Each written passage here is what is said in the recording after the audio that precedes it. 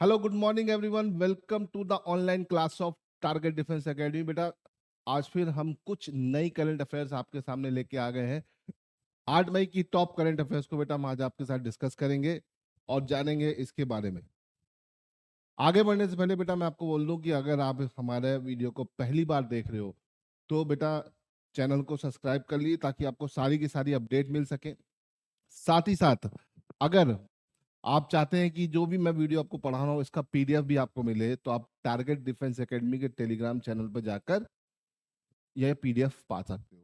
साथ ही साथ अगर आप चाहते हो कि इस तरह की क्विजेज आपको रेगुलर मिलती रहे तो उसके लिए भी, या जो मैं आपको पढ़ा रहा हूँ इसकी प्रैक्टिस करने के लिए क्विज चाहिए तो उसके लिए भी आप टारगेट डिफेंस एकेडमी के टेलीग्राम चैनल पर जा सकते हो। वहां पर बेटा लगातार आपको इस तरह की क्विजेस मिलती रहेगी, तो इसे ध्यान रखिएगा। चलिए अब हम यहाँ पे अगर बात करते हैं तो आज की टॉप करंट अफेयर्स को हम आज आपके साथ डिस्कस करेंगे।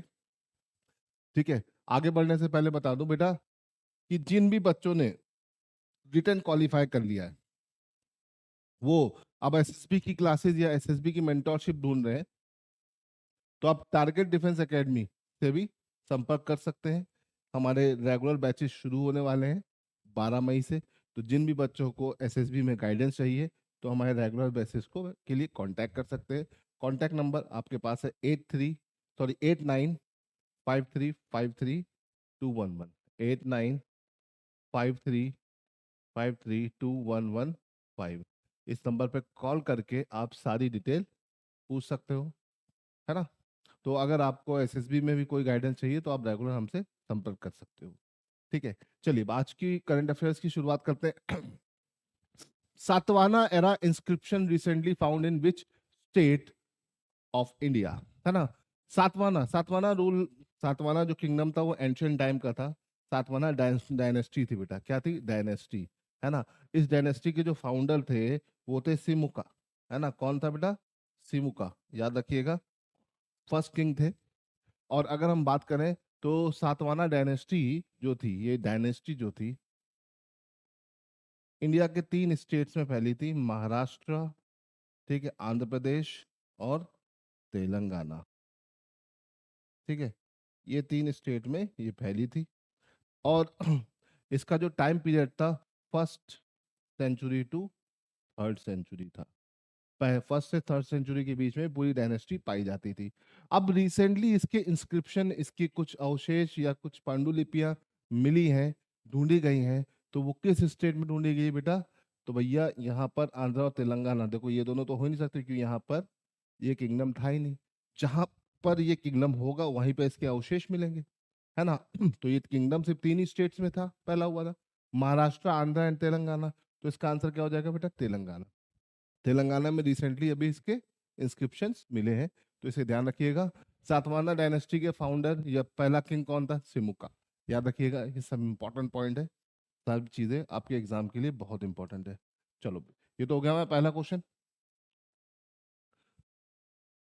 ठीक है, विजहिंजम इंटरनेशनल सी पोर्ट, है ना। ये जो सी पोर्ट है, इंटरनेशनल सी पोर्ट है, ये ऑल वेदर सी पोर्ट है, ये इंडिया के किस स्टेट में खोला गया? तो भैया ये आपका सी पोर्ट जो है, ठीक है, इंडिया के किस स्टेट में खोला गया ये पूछा जा रहा है। ठीक है, ऑप्शंस यहाँ पे गलत आ गए हैं, है ना। ऑप्शंस होगा महाराष्ट्र, ठीक है, गोवा, ठीक है, केरला एंड कर्नाटका। ऑप्शंस बेटा यहाँ पे गड़बड़ हो गए, ये सारे ऑप्शंस हम यहाँ से हटा दे रहे। ठीक है, महाराष्ट्र, गोवा, केरला एंड कर्नाटका। तो रिसेंटली अगर हम इस पोर्ट की बात करें तो ये पोर्ट जो है ये डीप वाटर ट्रांसशिपमेंट पोर्ट है, याद रखिएगा, ट्रांसशिपमेंट पोर्ट है। और ये बेटा कहाँ पाया जाता है? ये पाया जाता है केरला में, है ना। कहाँ पर है? केरला। ठीक, केरला के जो सीएम है पी विजयन, उन्होंने मोदी जी के साथ मिलकर इसे इनॉग्रेट किया, तो ये बहुत बड़ा सी पोर्ट हो गया है। इंडिया अपने इंपोर्ट एक्सपोर्ट की फील्ड में बहुत आगे और बहुत तेजी से बढ़ रहा है, तो उसका एग्जाम्पल है ये पोर्ट। तो याद रखिएगा ये एक इंटरनेशनल सी पोर्ट है। अगर आपसे क्वेश्चन में आए कि ये सी पोर्ट कहाँ पर है तो सीधे सीधे आंसर लगाना है क्या बेटा? केरला। ओके, चलिए अब यहां से आगे बढ़ते हैं, नेक्स्ट क्वेश्चन की तरफ बढ़ते हैं। Miss world competition will be held in which city of India? अभी जो 72nd, कौन से नंबर का बेटा, 72nd मिस वर्ल्ड कंपटीशन हो रहा है, वो भारत के किस राज्य में होगा? तो देखिए बेटा, पिछले साल भी इंडिया ने 2024 में भी मिस वर्ल्ड कंपटीशन को होस्ट किया था मुंबई में, और उससे पहले 1996 में कर चुका है। तो ये तीसरी बार करने जा रहा है, और ये कहाँ पर होगा बेटा? हैदराबाद, तेलंगाना। ठीक है, अगर हम बात करते हैं तो इंडिया ने 1996, 2024 और 2025, ये 3 बार इसका हो गया है। अब अगर हम इसमें बात करते हैं तो इंडिया की कितनी मिस वर्ल्ड है, मतलब कितनी मिस इंडिया थी जो मिस वर्ल्ड बनी, तो वो थी 6, है ना। मिस वर्ल्ड का जब नाम आता है तो इंडिया से 6 मिस वर्ल्ड जा चुकी हैं, है ना। पहली आपकी रीता फाड़िया थी, पहली कौन थी बेटा? रीता फाड़िया। ठीक है, रीता फाड़िया जो थी। दूसरे नंबर पे आपकी ऐश्वर्या। ठीक है, तीसरे नंबर पे डायना हेडन, डियाना हेडन। चौथे नंबर पे आपका युक्ता मुखी, है ना बेटा, याद रखिएगा। पांचवें नंबर पे प्रियंका चोपड़ा। छठे नंबर पे आपकी युक्ता मुखी, तो युक्ता मुखी तो होगी मनुश्री चिल्लर, मनुश्री चिल्लर, है ना। तो इंडिया से अब तक 6 मिस वर्ल्ड बन चुकी है। वो मिस इंडिया जो मिस वर्ल्ड बनी वो 6 थी। रीता फाड़िया पहली थी। रीता फाड़िया कब बनी थी बेटा? 1966 में बनी थी, याद रखिएगा। ऐश्वर्या राय की अगर हम बात करें तो 1994 में बनी थी। ठीक है, अगर हम बात करते हैं डियाना हेडन की तो वो 1997 में बनी थी। ठीक है, जब हम बात करते हैं युक्ता मुखी की, तो युक्ता मुखी आपकी 1999 में बनी थी। ठीक है, और प्रियंका चोपड़ा 2000 में बनी थी, ये 2017 में बनी थी। तो इस हिसाब से देखा जाए तो इनके ईयर्स भी थोड़े से इंपॉर्टेंट है। ठीक है, इनिशियली जब ये शुरू हुआ था मिस वर्ल्ड, बहुत पुरानी बात है, 1960s की बात है, और उसमें पहली मिस वर्ल्ड जो थी वो कीकी थी। कीकी, याद रखिएगा। कीकी जो थी, कीकी एच, ये पहली मिस वर्ल्ड थी। इनिशियली मिस वर्ल्ड का जो कंपटीशन शुरू हुआ था बेटा, वो शुरू हुआ था एक बिकनी कंपटीशन से। किससे? बिकनी कंपटीशन से। फिर धीरे धीरे करके इसको एक बड़ा कंपटीशन बना दिया गया, और आज के टाइम में देखा जाए तो ये बहुत बड़ा कंपटीशन है ना। और मिस वर्ल्ड जो बन जाती है वो वर्ल्ड फेमस हो जाती है ना। तो इसे ध्यान रखिएगा। अब देखते हैं, आज ये 7 मई से 17 मई के बीच में ऑर्गेनाइज होगा। तो 17 मई को बेटा हमें हमारी नई मिस वर्ल्ड मिल जाएंगी, तो हम उनको जानेंगे 17 मई को। ठीक है, चलिए अब ये कंपटीशन शुरू हो गया। इसे शुरू होने से पहले जो भी इंपॉर्टेंट पॉइंट थे मैंने आपको साथ डिस्कस कर दिया। ठीक है, चलिए अब यहाँ से आगे बढ़ते हैं और अपने अगले क्वेश्चन की तरफ चलते हैं। Who become the new deputy governor of RBI? तो भैया डिप्टी गवर्नमेंट ऑफ आरबीआई बनी डॉक्टर पूनम गुप्ता। ठीक है, आरबीआई की बेटा अगर हम बात करते हैं तो RBI reserve bank of India is the bankers bank, है ना। बैंकों का बैंक होता है जो 1935 में बना, है ना। इसमें एक गवर्नर होता है और 4 डिप्टी गवर्नर होते हैं, और उसमें से एक बनी है हमारी पूनम गुप्ता, डॉक्टर पूनम गुप्ता। गवर्नर तो आपको पता ही है, संजय मल्होत्रा है बेटा। आरबीआई के गवर्नर कौन है? संजय मल्होत्रा, याद रखिएगा। ठीक है, और पूनम जो बनी है वो 63rd डिप्टी गवर्नर बनी है, इसे याद रखिएगा। ठीक है, आरबीआई के बारे में बहुत सारी चीजें हैं, मल्टी मेंबर बॉडी है, और इसके बहुत सारे डिफरेंट डिफरेंट पार्ट्स हैं, स्ट्रक्चर्स की अगर हम बात करें, बड़ा कॉम्प्लिकेटेड स्ट्रक्चर है, लेकिन जो इम्पोर्टेंट याद रखने वाली बात है वो ये है कि आरबीआई कब बना? 1935 में बना, और करंट टाइम में इसके गवर्नर कौन है? संजय मल्होत्रा। ओके, चलो बेटा, यहां तक तो हमने बात कर लिया है। अब अगले क्वेश्चन की तरफ चलते हैं। India send Holi Buddha relics for public exposure in which country? भैया, बुद्धा, गौतम बुद्धा के जो अवशेष थे, देखो गौतम बुद्धा की अगर हम बात करते हैं तो उनका परिनिर्माण कहाँ हुआ था बेटा? कुशीनगर में हुआ था। उनके परिनिर्माण के बाद जो उनके एशेस थे, उनकी जो अस्थियां थी, उसके कई हिस्से कर दिए गए। इनिशियली 8 पार्ट करके 8 राजाओं को दिया गया, फिर 2 पार्ट और किए गए। तो कुल मिला के गौतम बुद्ध के जो रेलिक्स थे या अवशेष थे या अस्थियां थी, उनके 10 हिस्से किए गए, और उसके फिर सब पार्ट्स डिवाइड होते गए, और उन हिस्सों को पहले तुमुलिस में रखा गया, और आज के टाइम में वो तुमुलिस स्तूपा के अंदर रखे गए हैं। तो जितने भी स्तूपा है वो गौतम बुद्ध के बाद बने हैं, गौतम बुद्ध के टाइम में नहीं बने, उनकी डेथ के बाद बने। तो ये स्तूपास जो है, जो भी एरियाज होते हैं जहाँ पर ये बौद्धिस्ट मॉन्क आपको दिखते हैं, वो सब गौतम बुद्ध की जितने भी रिमेन्स हैं या उनसे रिलेटेड जितनी भी चीज़ वहाँ पर पाए जाते हैं।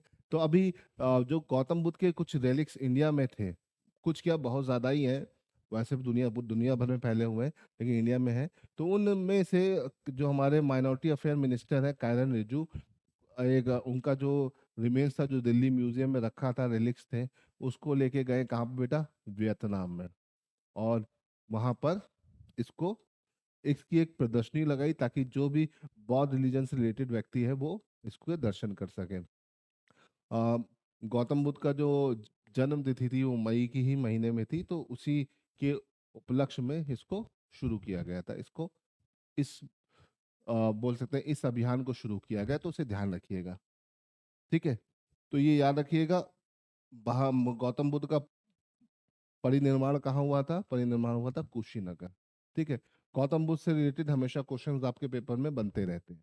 चलिए आगे बढ़ते हैं। हाँ भाई, who get the award for the men's, who get the award for of the men's player of the year hosted by all Indian football federation. भैया ऑल इंडिया फुटबॉल फेडरेशन का क्या शुरू हुआ, अवार्ड्स दिए गए, कहाँ दिए गए, उड़ीसा। उड़ीसा में जब ये अवार्ड दिए गए तो mains player of the year बेटा कौन बना, एस बोस, है ना, याद रखिएगा, ये इनको आप देख सकते हैं। और फीमेल में सौम्या, है ना, female player of the year कौन बना बेटा, सौम्या। फिर अगर हम बात करें female male coach of the year, coach of the year Khalid Jamil, और female coach of the year Sujata Kar. तो याद रखिएगा 4 नाम है, इंपॉर्टेंट है, तो बहुत सारे अवार्ड मिले थे, बट ये 4 आपके लिए इंपॉर्टेंट थे, तो मैंने चारों को ऑप्शंस में फिट कर दिया ताकि आप इसे याद कर लें। ठीक है, भूलिएगा नहीं। ठीक है, चलो आगे बढ़ते हैं नेक्स्ट क्वेश्चन की तरफ। Kerala cricket association suspended former cricketer S Sreesanth from all the cricket activities of the association for how many years. तो भैया केरला के क्रिकेट एसोसिएशन ने, शीशन शीशन केरला से आते हैं, और केरला क्रिकेट एसोसिएशन ने शीशन की एसोसिएशन के अंदर सारी गतिविधियों को प्रतिबंधित कर दिया है, कितने साल के लिए, 2 साल, 3 साल, 4 साल, 5 साल, तो बेटा हो गया 3 साल। 3 साल के लिए शीशन को उनकी गतिविधियों से प्रतिबंधित कर दिया गया है। शीशन बहुत हमेशा विवाद में रहते हैं, है ना, शुरुआत से ही इनके ऊपर बहुत सारी चीजें चलती चली आ रही है, तो शीशन फिर विवाद में चल रहे हैं। ठीक है, क्वेश्चन नंबर 8 क्या है बेटा, क्वेश्चन नंबर 8 है ITBP. ITBP has successfully scaled the world fifth highest peak for the first time. The name of this peak is, ITBP मतलब इंडो तिब्बतन बॉर्डर पुलिस। ठीक है, इसने क्या किया है, इसने पांचवी मतलब पहली बार क्या किया है, दुनिया की सबसे ऊंची, पांचवी सबसे ऊंची चोटी को फतेह किया है, आप देख सकते हैं। तो इस पांचवी ऊंची चोटी का नाम क्या है बेटा, माउंट मकालू। देखो अगर हम बात करते हैं ऊंची चोटियों की, तो नंबर 1 पे आ जाता है माउंट एवरेस्ट, है ना। नंबर 2 पे बेटा आपका क्या आ जाता है, केटू, जो कि अपना इंडिया में पीओके में। नंबर 3 पर आ जाता है आपका कंचनजंगा। ठीक है, कंचनजंगा की बेटा अगर हम बात करते हैं तो कंचनजंगा आपका सिक्किम में पड़ता है, ये होगा जंगा। चौथे नंबर पे आता है लोटसे, 5वें नंबर पे आता है मकालू। तो याद रखिएगा ये जो है ये तीनों कहाँ पर है, ये तीनों नेपाल में पड़ती हैं, इसे ध्यान रखिएगा। ठीक है, तो मकालू भी नेपाल में है। ठीक है, माउंट मैकालू। हाँ भाई, recently which city municipal corporation ordered to close off all rooftop restaurant in the city. भैया अभी हाल फिलहाल में किस शहर कि म्युनिसिपल कॉर्पोरेशन या मेयर ने बोला है कि भैया रूफटॉप के सारे रेस्टोरेंट को बंद करो, है ना। अहमदाबाद, कोलकाता, जयपुर, न्यू दिल्ली। भैया कोलकाता में भीषण आग लगी होटल में, और रूफटॉप में काफी लोग परेशान हो गए, और उनके काफी उनको चोट आई, कुछ के साथ हादसे भी हो गए। तो इसके चलते कोलकाता के जो म्युनिसिपल कॉर्पोरेशन था उसने इस तरह के गतिविधियों को बंद करवाने की बात की है, तो इसे ध्यान रखिएगा। National Human Rights Commission issued a notice to which state regarding complaint that it has not provided an infrastructure and manpower needed to allow prism in the jail to pursue their education। ठीक है, तो भैया जो prisoners हैं, है ना, ये prisoner होगा।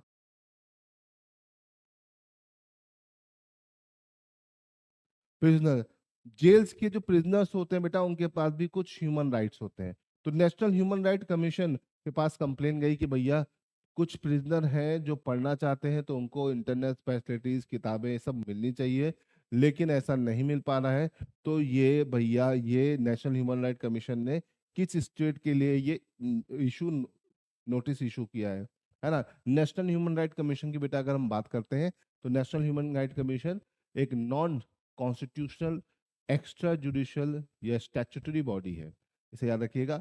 संविधान में इसके लिए कोई आर्टिकल नहीं है हमारे पास, है ना। ये संवैधानिक संस्था नहीं है, असंवैधानिक संस्था है, इसे याद रखिएगा। National human right commission 90s के डिकेड में फॉर्म हुआ था ह्यूमन राइट के प्रोटेक्शन के लिए, है ना। और अभी इसने बोला है कि भैया क्या, कि भैया किस स्टेट के प्रिजनर्स को उनका राइट नहीं मिल रहा है, तो केरला। केरला में क्या है कि केरला में जो जेल के अंदर प्रिजनर्स हैं, उनको उनके प्रॉपर जो रिक्वायरमेंट है वो नहीं मिल पा रही है। उसकी वजह है केरला की जेल में मैन फोर्स का कम होना, है ना। कम मैन फोर्स के चलते आप उनको वो सुविधाएं नहीं दे पा रहे हो। देखो, सुविधाएं, इंटरनेट फैसिलिटी, ये सब देना मुश्किल चीज नहीं, बट उसका सर्विलांस करना मुश्किल होता है। तो वहां पर मैन पावर्स की कमी है जेल्स के अंदर, इसके चलते वो ऐसा नहीं कर पा रहे। तो ह्यूमन राइट कमीशन ने इसका कारण पूछते हुए एक नोटिस जारी कर दी है, किसके लिए, केरला सरकार के लिए। चलो, ये तो बात होगी बेटा, है ना। अगर आप अपनी तैयारी करना चाहते हैं तो हमारे ऑफलाइन बैचेस से भी जुड़ सकते हैं। ऑफलाइन बैचेस लगातार शुरू हो रहे हैं, हर वीक शुरू हो रहे हैं। तो जिन भी बच्चों को ऑफलाइन बैचेस ज्वाइन करने हैं वो हमसे संपर्क कर सकते हैं, ठीक है। तो बच्चों, चलो आज के लिए इतना रहने देते हैं, मिलते हैं अगले वीडियो में कुछ नई चीजों के साथ। टिल देन, जय हिंद, गुड बाय।